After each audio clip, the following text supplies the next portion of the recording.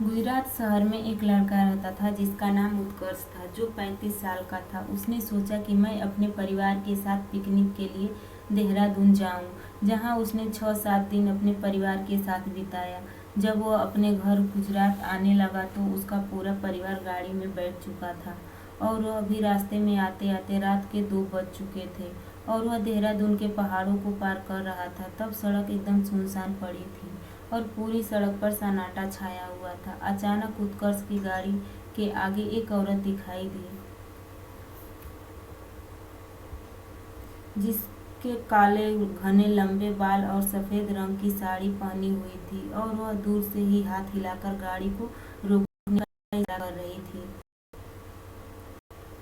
औरत को देखकर उसकी माँ ने कहा, बेटा गाड़ी मत रोको, पता नहीं यह कैसी औरत होगी जो रात के समय सड़क पर घूम रही है। क्या पता यह कोई लुटेरन हो या फिर कोई बुरा साया। तब तक गाड़ी उस औरत के पास में पहुंच गई और जोर जोर से गाड़ी के दरवाजा पीटने लगी। उसको देखकर ऐसा लग रहा था कि मानो या बहुत मुसीबतों में फंसी हो। उत्कर्ष की माँ ने बोला, गाड़ी का दरवाजा मत खोलो, लेकिन उत्कर्ष ने बोला कि यह औरत किसी बड़े घर की है और सारी दिख रही है और लगातार रोए जा रही है। एक एक बार इससे बात कर लेता हूँ। और उसने गाड़ी का दरवाजा खोलकर पूछा, क्या बात है और आपको कहाँ तक जाना है? आप क्यों रो रही हो? तब औरत ने बोला कि मेरी गाड़ी खाई के नीचे गिर गई है और उसमें पीछे वाली सीट पर मेरी छोटी बेटी फंस गई है।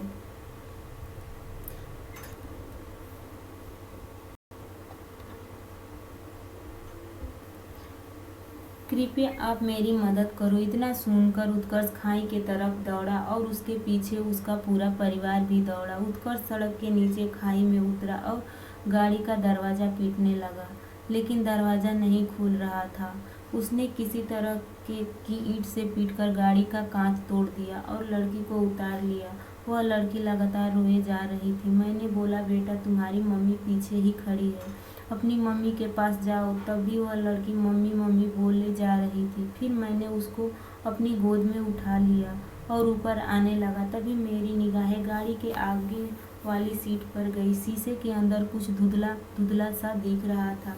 मैंने वो अभी कांच कांच तो देखा आगे कांच को तो सॉरी मैंने वो अभी कांच तोड़ा तो देखा आगे वाली सीट पर एक औरत बैठी हुई थी, जिसका माथा फूट गया था, खून बहुत सारा निकल रहा था और वह मर चुकी थी। तब मैंने पीछे मुड़कर देखा कि वह औरत वही है। तब तो मेरे होश उड़ गए और तभी मेरा परिवार इकट्ठा होकर मेरे पास आ गया। यह भयानक दृश्य सबने देखा।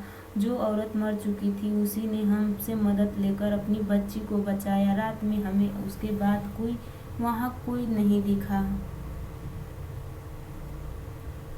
हमने आवाज़ भी लगाई तो भी वहाँ औरत दोबारा नहीं आई और हम बच्ची को लेकर अपने घर आ गए। अभी तक वह लड़की हम लोगों के साथ हमारे घर में रहती है। अपनी माँ उसकी माँ ना तो हमें कहीं दिखाई दी और ना ही कभी परेशान किया। चलिए, ऐसे कहानी पाने के लिए चैनल को सब्सक्राइब करके जुड़ जाइए। अगर चैनल पे नए हैं तो चैनल को सब्सक्राइब करके जुड़ जाइएगा। ऐसे ही वीडियो लेकर आती रहूँगी। तब तक बहुत जल्द मिलेंगे। तब तक के लिए बाय बाय।